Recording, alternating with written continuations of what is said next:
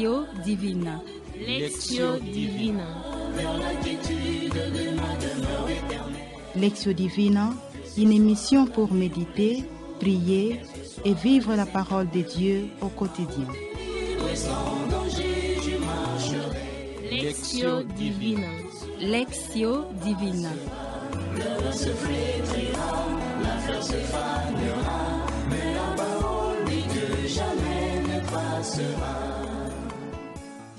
Chers auditeurs et auditrices, aux amis fidèles de l'émission Lectio Divina, bonjour. Nous sommes très heureux de nous retrouver à travers la voix des ondes et autour de la parole de Dieu afin de prier cette parole. Notre joie est d'autant plus grande parce que la Lectio Divina de ces jours inaugure un temps précieux pour l'Église, le temps de Carême. Et l'évangile nous proposé en ces premiers dimanches de Carême est tiré de Luc 4, le 13 premier verset. Aussi, sachez que ces moments de lecture se vivent avec les jeunes, filles comme garçons. Leur présence est nécessaire puisque ces jeunes nous aideront pour une animation meilleure. Et grâce à eux, nous allons découvrir maintes expériences spirituelles. Au micro, vous suivez Omer Diela, missionnaire de Saint-Paul. Je demande également aux autres jeunes, filles comme garçons qui sont avec moi ici au studio, de bien vouloir se présenter à nos auditeurs. Hervé Ngoy, missionnaire de Saint-Paul. Je suis Noëlla Kamesa, postulante des filles de Saint-Paul. Frère Félix Ndonveni Pella, capucin. Je suis Gisèle Koussou, prépostulante des filles de Saint-Paul. Par ailleurs, chers auditeurs et auditrices, chers internautes, nous vous informons également que nous ne sommes pas seuls. Ainsi, signalons la présence d'une autre jeune. C'est la sœur Chanel Londo. Elle est fille de Saint-Paul et réalisatrice de cette émission. En plus d'elle, nous sommes également avec notre ami Olivier Ngezi, qui prend soin de l'aspect technique. Mais bien avant de poursuivre notre lecture, nous allons invoquer la présence et l'assistance de l'Esprit Saint afin qu'il nous aide à bien discerner dans le partage de sa parole.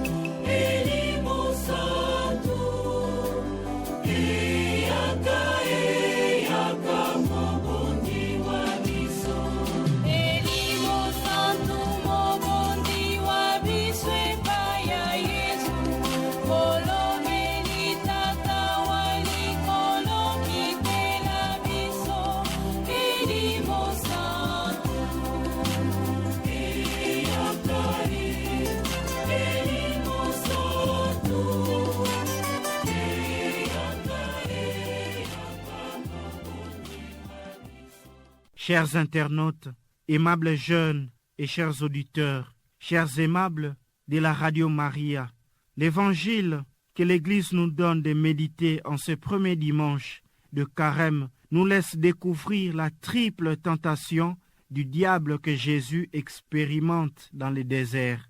La première tentation relève du désir du ventre. Si tu es le Fils de Dieu, commande à cette pierre qu'elle devienne du pain. Luc 4, 3.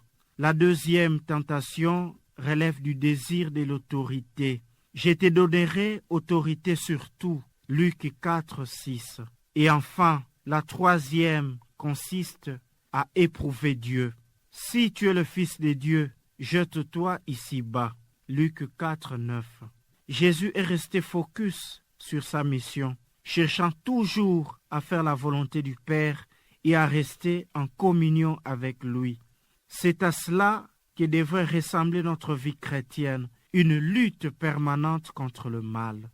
Chers auditeurs et auditrices, sans plus tarder, nous allons entamer la première partie de notre Lectio Divina qui est appelée Lectio, c'est-à-dire la lecture. Comme le nom l'indique, nous voulions nous disposer et nous mettre à l'écoute de la bonne nouvelle. Ainsi, demandons-nous à l'un de nos jeunes ici au studio, de lire l'Évangile pour la première fois. Évangile de Jésus-Christ selon Saint Luc. En ces temps-là, après son baptême, Jésus, rempli d'Esprit Saint, quitta les bords du Jourdain Dans l'esprit, il fut conduit à travers le désert où pendant 40 jours, il fut tenté par le diable. Il ne mangea rien durant ces jours-là, et quand ce temps fut écoulé, il eut faim. Le diable lui dit alors, « Si tu es fils de Dieu, ordonne à cette pierre de devenir du pain. » Jésus répondit, « Il est écrit, l'homme ne vit pas seulement de pain. » Alors le diable l'amena plus haut et lui monta à un instant tous les royaumes de la terre.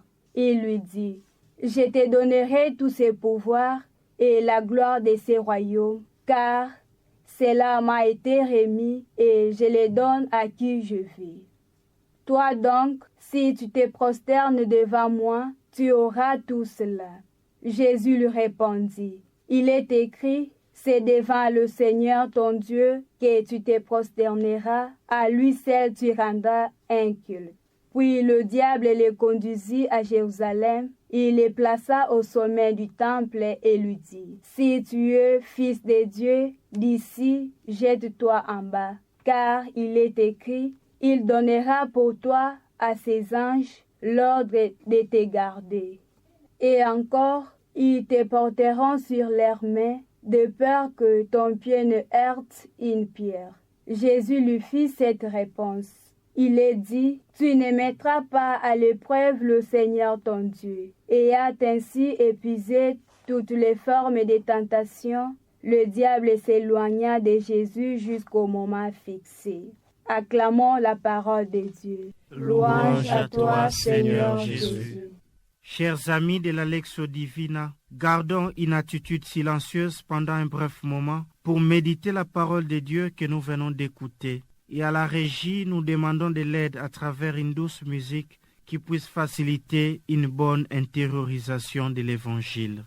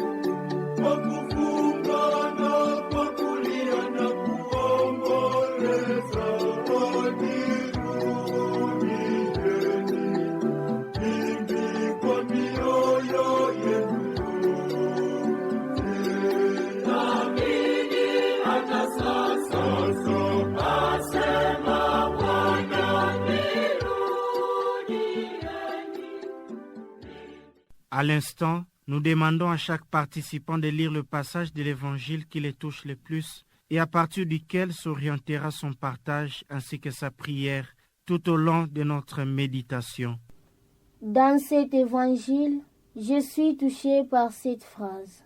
Tu adoreras le Seigneur ton Dieu et c'est à lui seul que tu rendras un culte. Si tu es fils de Dieu, Luc 4, verset 3. Dans cet évangile, je suis touché par la phrase suivante. Jésus, rempli d'Esprit Saint, revint du Jourdain et il était dans le désert, conduit par l'Esprit pendant 40 jours et il est tenté par le diable. Dans cette péricope évangélique, le verset qui a retenu mon attention pour ma méditation, c'est le verset 13. Je le cite. Ayant ainsi épuisé toutes les formes des tentations, les démons s'éloignant de Jésus jusqu'au moment fixé. Chers jeunes, chers auditeurs et auditrices, ce retour nous conduit immédiatement dans la deuxième partie de notre Lectio Divina. Chaque participant va partager sur quel chemin de conversion il veut se lancer après avoir écouté et médité la parole. À présent, suivons le partage de nos jeunes. Alors, les temps de carême, pour nous, généralement, c'est une période d'abstinence, une période de pénitence en préparation de la fête de Pâques. cette préparation qui traditionnellement passe par les 3 pratiques de manière générale. Nous avons d'abord la prière, nous avons les jeûnes et nous avons le monde, le partage. Alors, les 40 jours au désert de Jésus, en tout cas c'est symbolique. En parcourant aussi la Bible, ça nous fait allusion. Nous pouvons établir un lien entre les 40 jours de Jésus et les 40 jours du prophète Élie sur le mont Horeb. Mais également les 40 jours accordés aux habitants de Ninive pour faire pénitence, mais surtout aux 40 ans du peuple d'Israël vers la terre promise, lorsqu'ils sont sortis de l'esclavage de l'Égypte. Et nous connaissons la scène du peuple d'Israël au désert. Le désert, ce n'est pas un lieu où il fait beau vivre. Le désert, c'est un lieu difficile à vivre. Voilà pourquoi j'ai choisi ce verset 13. Ici, le démon est fatigué, il est épuisé et il quitte Jésus. Il s'en alla. Voilà, en ce verset, je retiens aussi la fidélité. C'est pendant les moments de peine et de souffrance que le diable cherche à nous séduire, finalement, pour nous éloigner du vrai chemin. Et cette lecture m'aide dans ma foi à rester fidèle malgré le haut et les bas, malgré toutes les tentations du démon. Merci. Dans cette péricope évangélique, je suis émerveillé par la réponse que Jésus a donnée au diable suite à sa deuxième tentation. Cette réponse, qui est un appel puissant à la fidélité et à l'adoration envers Dieu. Ces versets soulignent l'importance de l'adoration exclusive de Dieu, surtout dans ce monde où de nombreuses distractions et tentations peuvent m'éloigner de ma foi. Par ces commandements, Jésus me rappelle que ma dévotion doit être dirigée uniquement vers le Seigneur et non sur les idoles. Ce passage est également un exemple de la manière dont Jésus a résisté à la tentation du diable dans le désert. Et par là, Jésus m'affirme que la véritable adoration ne peut être compromise par des promesses de pouvoir ou de richesses.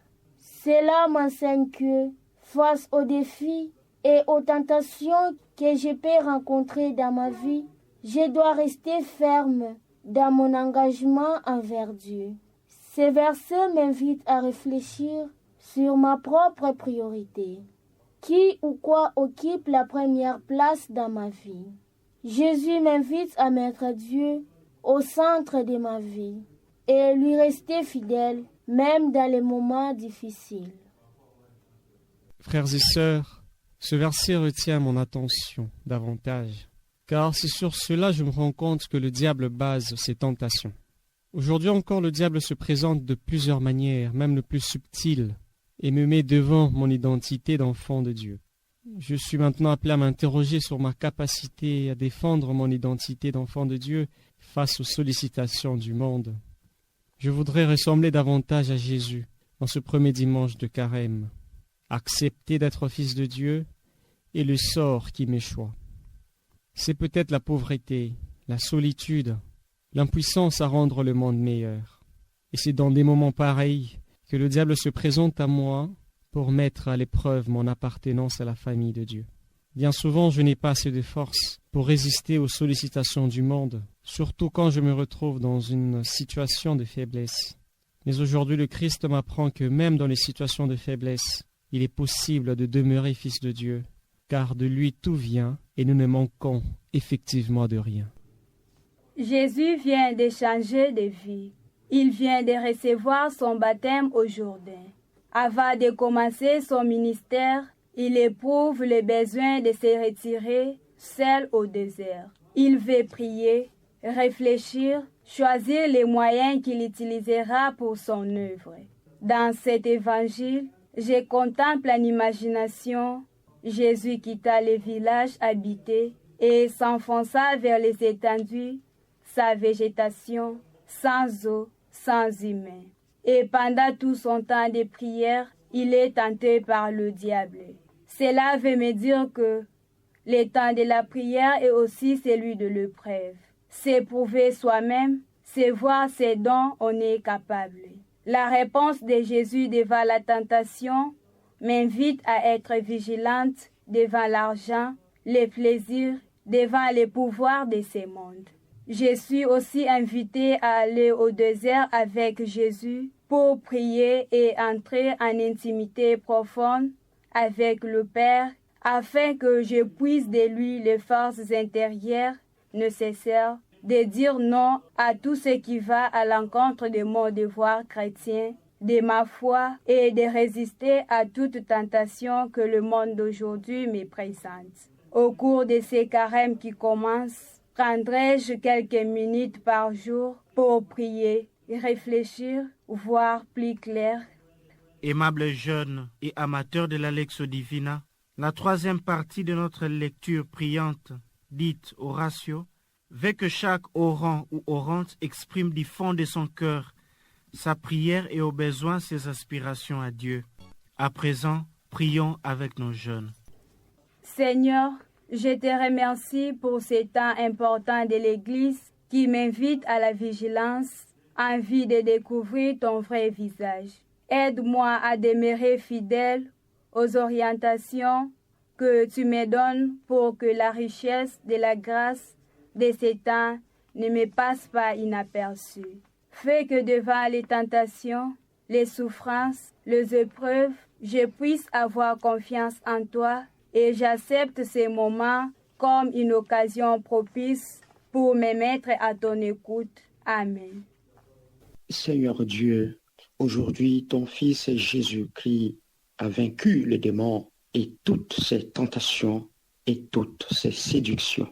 Accorde-moi une foi ferme afin que je reste fidèle à tes commandements. Fais que dans les moments difficiles, dans les moments de turbulence de ma vie, dans mon désert, je ne me détourne pas de toi. Par ton Fils qui règne pour les siècles des siècles. Amen. Jésus, Maître divin, je te remercie pour ta parole.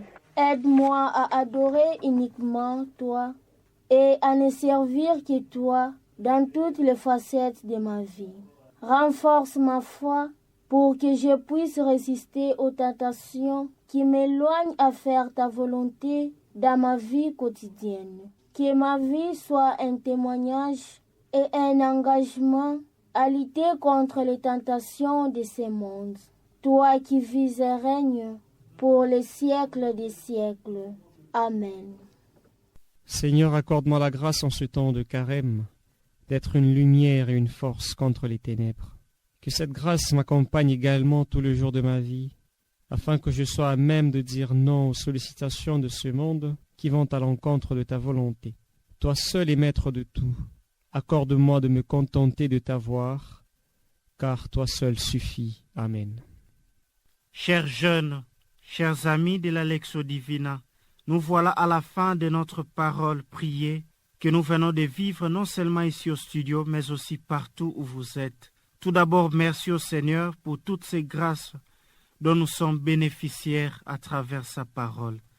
Nos remerciements sont également adressés à vous, nos chers auditeurs, pour votre attention tout au long de cette lecture. Merci également à nos jeunes ici au studio pour leur participation active.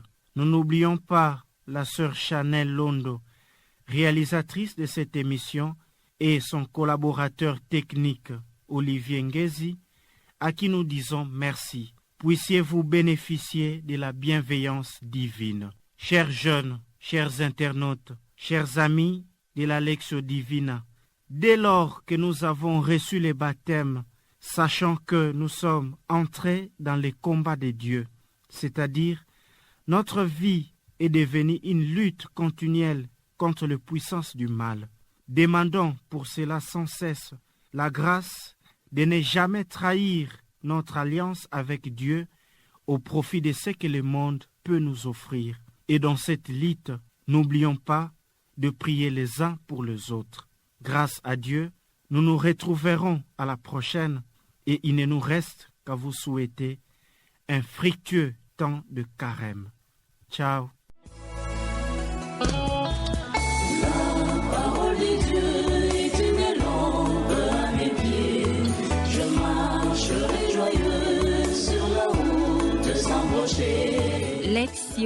Divina. Lectio Divina. Lectio Divina, une émission pour méditer, prier et vivre la parole de Dieu au quotidien. Lectio Divina. Lectio Divina. Le se flétrira, la fleur se fanera, mais la parole dit que jamais ne passera.